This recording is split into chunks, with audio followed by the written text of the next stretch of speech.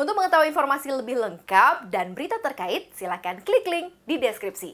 Dan jangan lupa untuk install aplikasi CNBC Indonesia yang tersedia di App Store dan Play Store. Dan jangan lupa subscribe ya. Kalau kita ngelihat ya, tadi yang Mbak katakan November itu mencatatkan positif per bulan ya, dibandingkan dengan Oktobernya. Ya moga-moga kita bisa tumbuh ekonomi Indonesia ya. Tapi ini kalau kita bandingkan tentu dengan kuartal 4 yang masih positif ya. Jadi rasanya masih dalam teritori negatif ya. Kalau kita perkirakan mungkin di antara 2-3% seperti itu, sehingga kumulatifnya untuk tahun 2020 kita perkirakan itu di antara 2-2,5% kontraksi ya. Jadi pertumbuhan ekonomi tahun 2020 ini kayaknya nggak terelakkan untuk negatif ya. Tapi dengan perkembangan yang seperti yang terlihat pada kurva itu ya, saya kira di tahun 2000 kuartal 4 2020 mestinya lebih bagus angkanya dibandingkan dengan 3,5 seperti itu. Tapi masih tetap negatif. Dan full year-nya nanti itu negatif seperti itu. Oke, berarti masih berada di teritori negatif yang Anda lihat begitu secara full year pun juga begitu, Pak? Ya, saya kira seperti itu. Karena kan sepanjang tahun ini hanya kuartal 1 yang positif, 3%. Oke, Ya. baik. Sedangkan yang lainnya minus semua. Jadi kalau dikumulatifkan tuh minus. Oke, Seperti itu. Tapi saya rasa ini masih align dengan yang kita duga semula.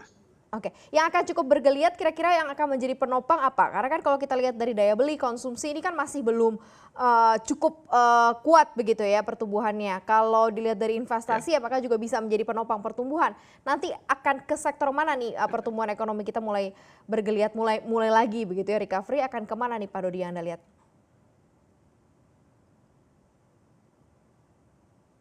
Di beberapa tahun terakhir ya, di administrasinya Pak Jokowi ya, itu kita melihat yang di-push itu adalah infrastruktur. Jadi kita mengharapkan infrastruktur konstruksi itu masih perform, walaupun tentu di bawah yang lalu-lalu. Dan yang kedua, ini kita melihat kan ada kebijakan PEN ya, pemulihan ekonomi nasional, di mana kita melihat lebih dari separuh porsinya itu akan ditujukan kepada kesehatan, social safety net, dan UMKM. Ya, jadi sektor-sektor yang erat keterkaitannya dengan 3 ini, ya kita bicara nanti kesehatan, ya jasa kesehatan, rumah sakit, ya terus konsumsi, ya kita bicara sembako, ya seperti itu. Kemudian UMKM yang produk-produk manufaktur yang primary ya seperti itu, seperti untuk pertukangan seperti itu. Saya kira itu yang akan menggeliat lebih dahulu.